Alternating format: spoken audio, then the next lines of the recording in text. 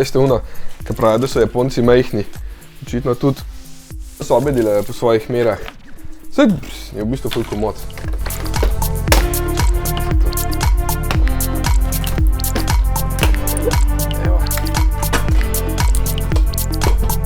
Super, evo. Suši, v trgovini 4 evre, ful je dober. Pir mrzu, dobra 2 evra. Za karto do Japonske sem dal 450 evrov, tako da se da tudi dosti pocen prijeti. Je pa res, da sem potoval 19 ur. Da bešte. Tukaj pa salon.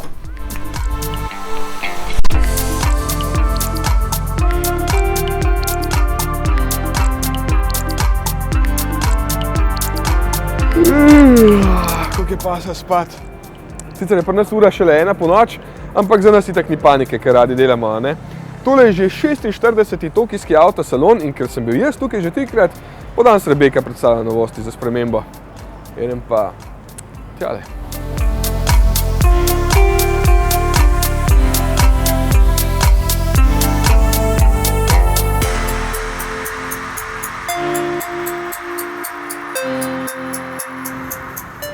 Kaka čast.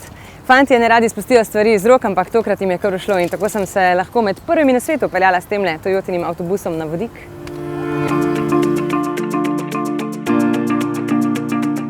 Med prvimi na svetu pa vam lahko predstavim tudi tole novo Toyoto LQ.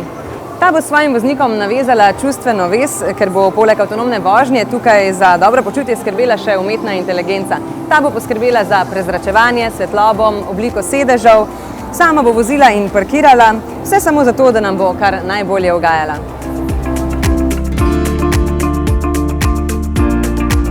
Kogar zanima, kaj bo poganjalo avtomobile v prihodnosti, naj vpraša Toyoto.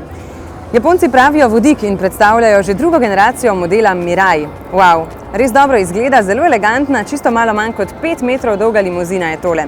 Prva generacija je lahko s 5 kg vodika prevozila do 500 km, tale pa bo baje okrog 650. Polnjenje rezervoarja naj bi trajalo nekje 5 minut, samo še polnilnico vodika morate potem najti v svoji bližini, kar pa pomeni, da bo preteklo še kar nekaj vode do tega modela pri nas.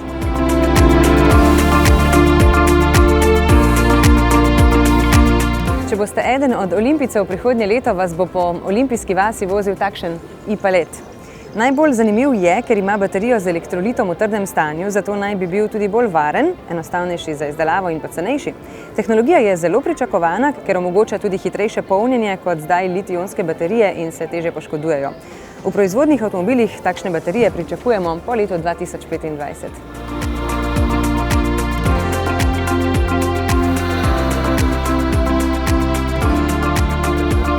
Kakšen zanimiv koncept je tale Suzuki Wako SPO. Majhna limuzina se le s pritiskom na stikalo spremeni v mali karavan. Itak je priključni hibrid.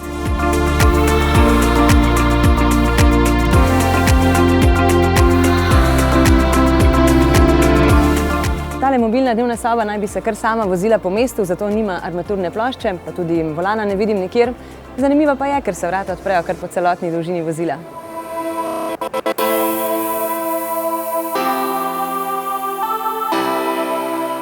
Še en kompaktni električni križanec kaže Nissan. Tole je Aria, ki ima kar 21-palčna platišča, zaradi pametne vgradne baterije pa ima kar ravno dno v kabini. In 2 elektromotorja, po enega na vsaki premi, čeprav ne povedo, koliko sta močna. Tale pa je 164 cm bolj visok kot pa širok z le 1,5 m. Škatla je seveda električna, je pa na njej vseeno dovolj prostora za masko v obliki črke V. Tale Nissan AMK bo zanimiv zato, ker bo baje znal predvidevati, kaj se bo lahko zgodilo za ovinkom. Dobro drevo, ne?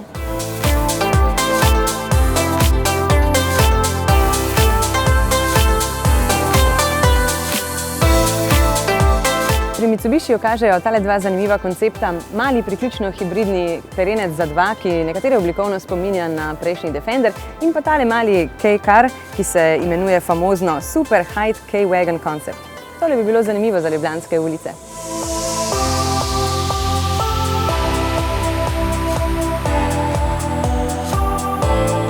Mazda predstavlja nov MX, ampak tokrat to ni roadster, pač pa tale električni križanec. In zakaj je oznaka MX? Ker pravijo, da je to oznaka za nekaj revolucionarnega v njihovi zgodovini in tokrat je to njihov prvi električni avto. Tale MX-30 je približno tako velik kot CX-30, na elektriko pa naj bi prevozil okoli 200 km.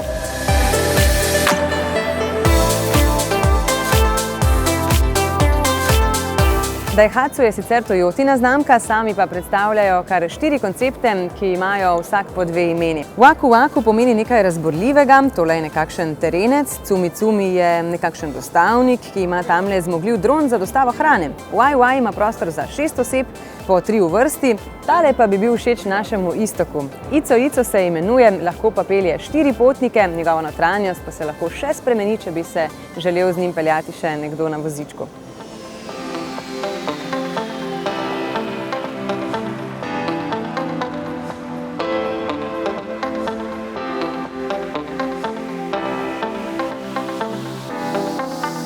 Novi jazz bo zdaj tudi Crossstar, ker imajo vsi tok radi križance. No, na japonskem ga imenujejo Fit. Najbolj zanimiv pa je pogon, ker bo samo še hibridni. Pri majhnih obremenitvah bo bencinski motor deloval kot generator, pri večjih pa bo poganjal sprednji kolesi. Podobno kot pri hibridni Hondi CR-V.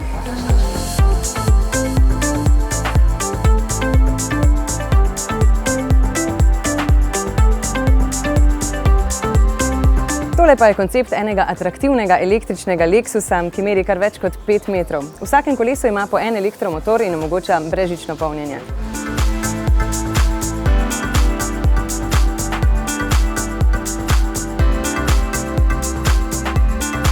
Se mi zdi, da je po vseh konceptih tole še najbolj normalen avto na tem salonu. Novi Subaru Levorg. Poganjal naj bi ga 1,8 litrski bokserski motor, spredaj pa bo imel še bolj zmogljivo kamero, ki bo gledala na cesto namesto vas, oziroma poleg vas.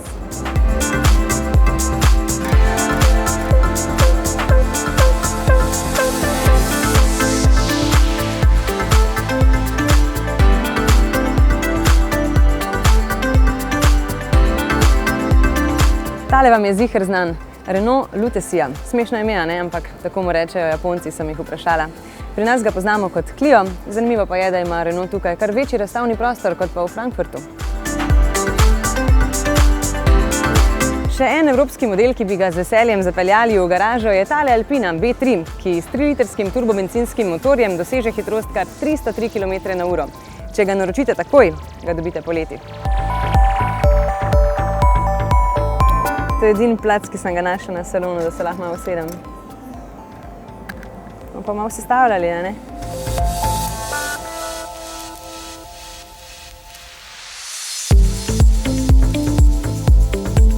Za na konec pa še Toyotin Yaris.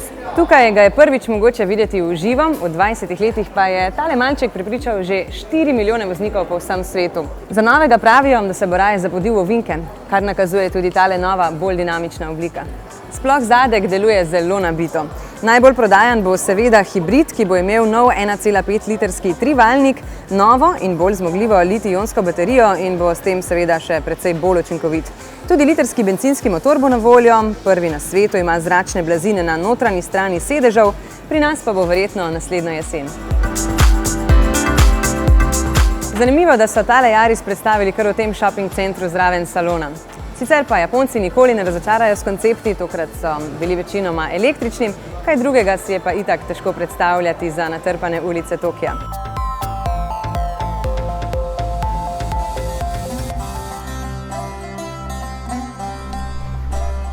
Ja, in zdaj sem totalno razburjen, ker sem rezerviral en avto pri Toyoti in ne vem točno, kakšen bo.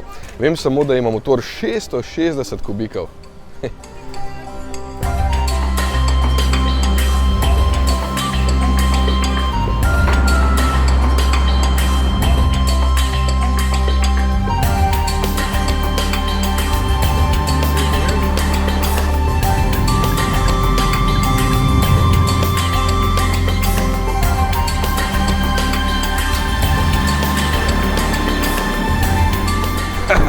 Evo ga, tole je moja mašina, ker pač ne morem iti peš okrog, če sem volanovca, ne. Tole je Toyota Pixis Epoch, dolg je 3,40 m, širok pa 1,48 m. In kot je rekla Rebeka, idealen za tele tokijske mestne, zelo ozke ulice. Tukaj spim, tako da imam še čas za kam okrog jati.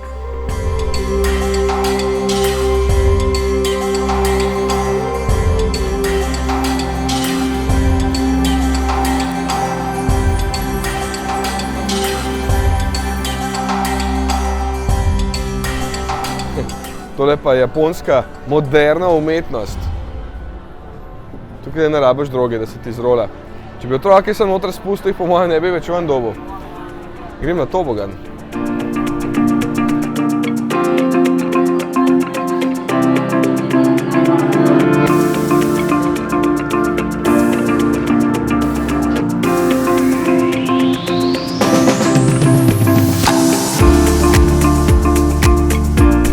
Včeraj sem šel potem še na Tokyo Sky 3, najvišji stolp na svetu, 634 metrov je visok in je tudi druga najvišja zgradba na svetu. Za dobrih 20 € greš lahko 451 metrov visoko in vidiš, da se mesto sploh nikjer ne konča. Pa obvezno je treba na Japonskem na suši, isto okrog 20 € takšna porcija specialitet.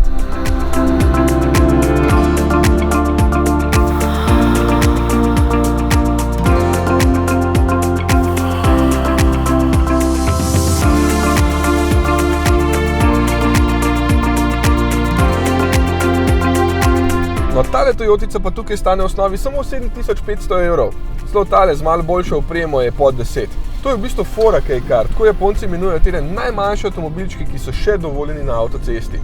Vlada je leta 1949 ustvarila ta razred, točno določila mere in moč motorja. Hvala. In za njih ponudila posebne olajšave. Na začetku so bili seveda oproščeni davka in zato so postali izjemno popularni. Lani recimo je bilo 7 od 10 najbolje prodajanih avtomobilov na Japonskem iz razreda K-Car. Res, se si drugega niti ne predstavljam po teh ulicah. Res so ozke. In čas je za hrano.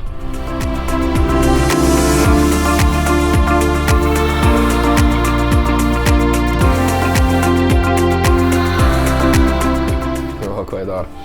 Sam jem skozi. Drugač pa, najbolj sem vedno jezen, ko pridem kam v tujino, pa ne znam naročiti hrane. Evo, tukaj sem se pa znajdel. Mislim, kva je to? Evo, imaš telefon, ti prevede, aha, tole je pujs, super, evo. In sem se naročil lepo pohanega pujsa, solatko, ful dober riž, pa japonska juhca.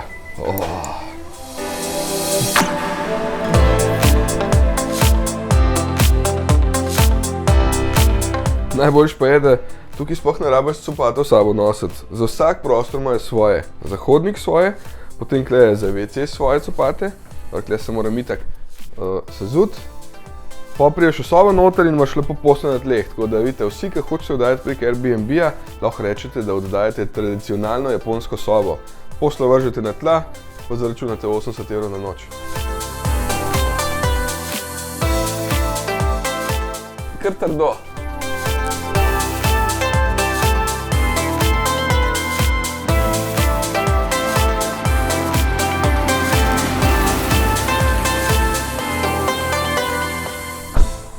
A bi lahko najdel bolj tipično lokacijo kot tole. Sama riževa polja so okrog mene. Čeprav sklepa noben avto ne prepelje, če slučajno zabredeš noter. V glavnem, Toyota je največja samostojna avtomobilska znamka na svetu in če so že toliko veliki, imajo pač še svoj rent-a-car. Za takšno majhno škatlo sem dal okrog 70 € na dan z vsemi zavarovanji, vožnja je pa na Japonskem bistveno bolj enostavna, odkar lahko tudi pri nas dobiš tole mednarodno vozniško dovoljenje, ki velja 1 leto in je po konvenciji iz leta 1949. Stane 24 €.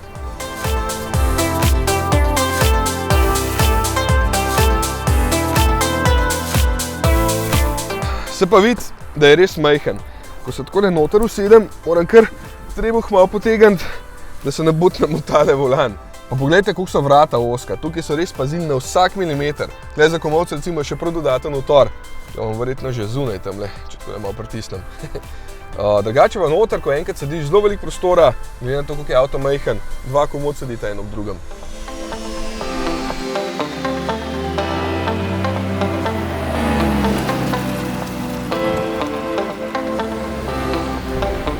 Gremo dalje. Moja pošast spet vleče in zdaj sem v gorah. Prej sem si že ogledal en tempelj v mestecu Chichibu, kjer so imeli ravno obred, potem me je fino opravil dež, ampak se je spucal, da sem videl krasen park, kjer je seveda tudi vulkan, pa slab kegon, veličasten je. Sicer se moraš tukaj kar peljati, da najdeš kakšno res lepo cestico, večinoma je bolj dolgčas. še zadnji vzpon in tukaj lahko končno izkoristim ves potencial te moje Toyotice. Tole je v resnici Daihatsu Mira ES. Kot je že Rebeka prej povedala, je Toyota lastnik Daihatsuja. Je pa ful zanimivo, da je Toyota šele leta 2011 vstopila v segment K-Car. Tale zverina s 660 kubičnim motorjem ima kar 38 kW, to je celih 52 konjev. In vlečejo tale klanc kot za šalo. Jasno, če tehta 720 kg. Menjalnik je CVT, pomeni, da včasih mačkam bolj zaropota, ampak je v redu. Tukaj mi pa ves čas kaže, kako vozim. In predvsem kaže, ko se izklop motor, koliko goriva sem prešparil. Celih ne vem koliko mililitrov. Poraba je pa 20,5 km na liter, to če preračunam pride tam slabih 5 litrov na 100 km. 4,8, 4,9. Nora cesta.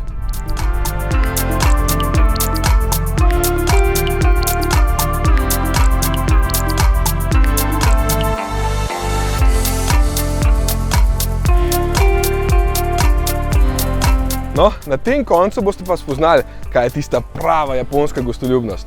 Večerja je bila res nekaj bizarnega.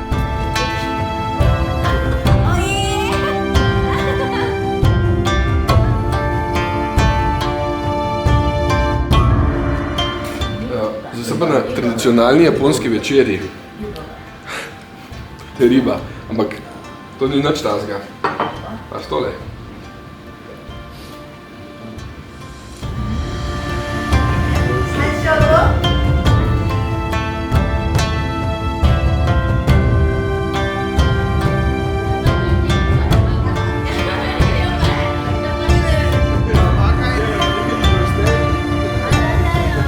Evo, še zvonček za srečo. Moram do Rebeke, zdaj pa že čaka skoraj.